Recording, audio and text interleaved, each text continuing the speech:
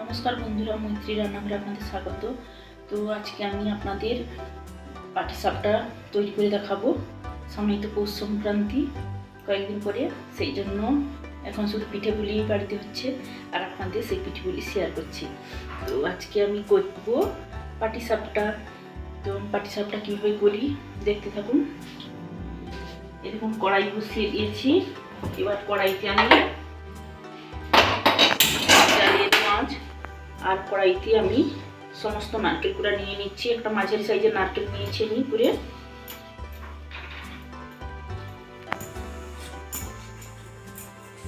এবার এর মধ্যে আমি দিয়ে দেব কিছুটা পাটালি গুড়।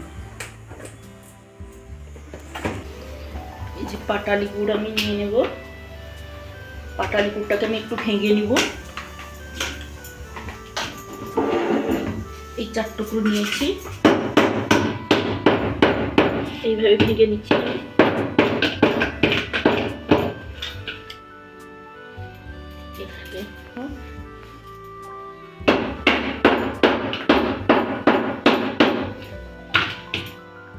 এইভাবে ভেঙে নিলাম।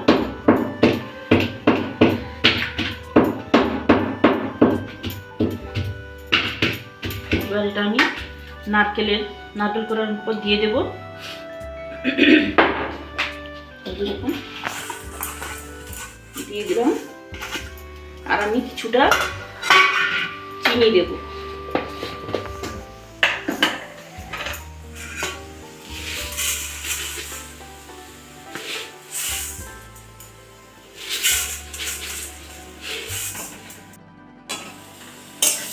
এবার এইভাবে আমি নাড়িয়ে টাড়িয়ে দেবো। নাড়াতে নাড়াতে গুড়টা গলে যাবে।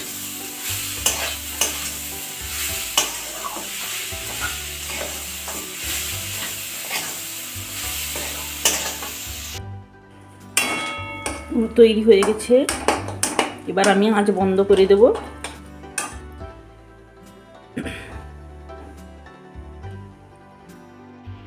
গুড় বানানো হয়ে গেছে। গুড়টা আমি থকথকে করেছি, আমি ঝুরঝরে করিনি। এই যে দেখুন, যেহেতু গুড় দিয়েছি না, সেই জন্য একটা থকথকে ব্যাপার হয়েছে। আর এবার আমি ব্যাটারটা বানিয়ে নেব। এই যে দেখুন, এখানে ময়দা নিয়ে নিয়েছি 300 গ্রাম, সুজি নিয়েছি 150 গ্রাম, আর চিনি নিয়েছি 1/2 কাপ। আর এই দুধ দিয়ে আমি ব্যাটারটা বানাবো। এখানে দুধ নিয়ে নিয়েছি। এবার আরও যদি লাগে দুধ আরও দেব। এবার আমি ময়দাটা নিয়ে নিই বোলের মধ্যে।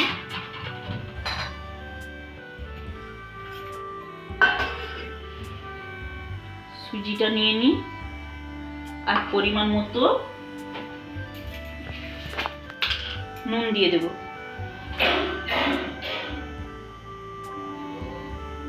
পরিমাণ মতো নুন দিয়ে দিলাম। এবার চিনিটাও দিয়ে দিলাম।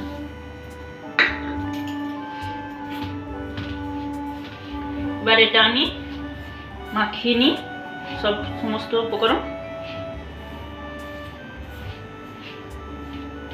এর মধ্যে আমি এবার দুধ অ্যাড করব। দুধ দিয়ে একটু একটু করে আমি মাখাবো।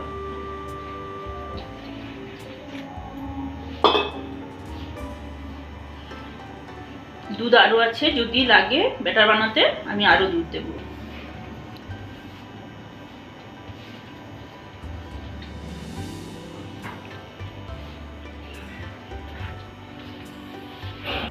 এই দেখুন, ব্যাটারটা এভাবে বানিয়েছি। এবার এটা আমি 15 মিনিট ঢাকা দিয়ে রেখে দেবো। সুজিটা যেহেতু দিয়েছি, সুজিটা ভালোভাবে মিশে যাবে, সেই জন্য আমি 15 মিনিট ঢাকা দিয়ে রেখে দেবো। আর আমি দুধ দিয়ে মাখালাম, মাখিয়ে ব্যাটারটা করলাম, কিন্তু এটা জল দিয়েও করলে করা যাবে। আমার অনেক দুধ আছে বাড়িতে, এই জন্য দুধ দিয়েই ব্যাটারটা বানালাম। তো এটা 15 মিনিট আমি ঢাকা দিয়ে রেখে দিই।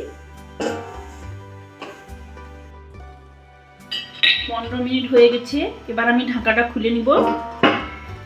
এই যে ব্যাটার হয়ে গেছে। এবার আমি পরপর বানিয়ে নিব।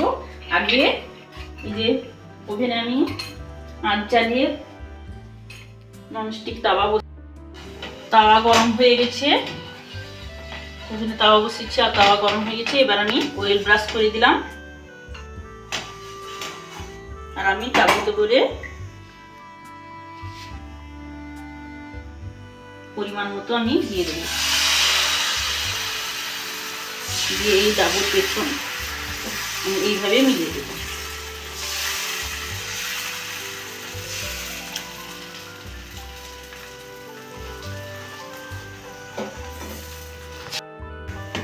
এইভাবে আমি গোল করে মিলে নিয়েছি। এবার একটু হালকা আঁচে হতে থাকুক, তারপর আমি আর এক পিঠ উল্টে দেব। হয়ে গেছে এক পিঠ, আমি এইভাবে তুলে উল্টে নেব। এই দেখুন এক পিঠ হয়ে গেছে। এবার এর মধ্যে আমি পুর দিয়ে পুরো গোল করে মুড়ে নেব।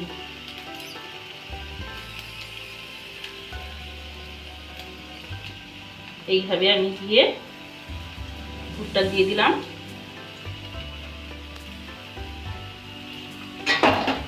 এইভাবে আমি হাতের সাহায্যে মুড়ে নেব। এই দেখুন কিভাবে হয়ে গেল আমার পাটিসাপটা পিঠে। এবার এটা বেশি তেলে আমি ভাজবো না, যেইটুকু ব্রাশ করেছি ওর সেইটুকুতেই হয়ে যাবে। এই দেখুন কি সুন্দর হয়ে গেল আমার পাটিসাপটা পিঠে। এবার আমি তুলে নিব।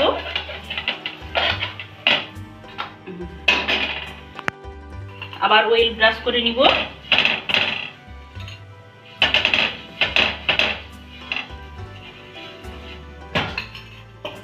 আবার আমি পরিমাণ মতো দিয়ে দেবো, হাফ ডাবু মতো।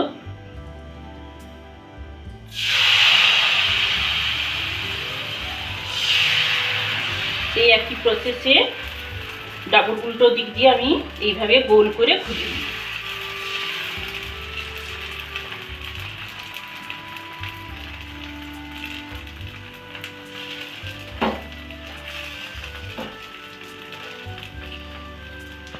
প্রত্যেকটা আমি এইভাবে করে নিব। হয়ে গেছে। এবার আমি এইভাবে উল্টে নিলাম, আবার পুর দিয়ে সেই একই রকম বানিয়ে নিব।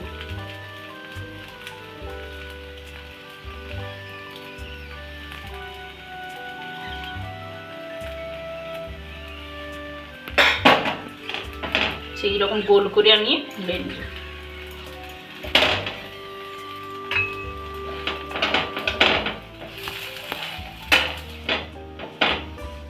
দেখুন সেই যতটুকু ব্রাশ করেছি অয়েল তাওয়াতে সেইটুকুতেই হয়ে গেল। এইভাবে আমি প্রত্যেকটা পাটিসাপটা বানিয়ে নিব। সমস্ত পাটিসাপটা আমার বানানো কমপ্লিট হয়ে গেছে। দেখুন কি সুন্দর হয়েছে, খুব নরম তুলতুলে হয়েছে।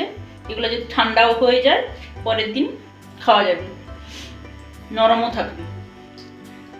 এইভাবে বানিয়ে দেখবেন, দারুণ লাগবে। পাটালি গুড় দিয়ে পাটিসাপটা পিঠে এইভাবে পুর করে দেখবেন, দারুণ লাগবে খেতে।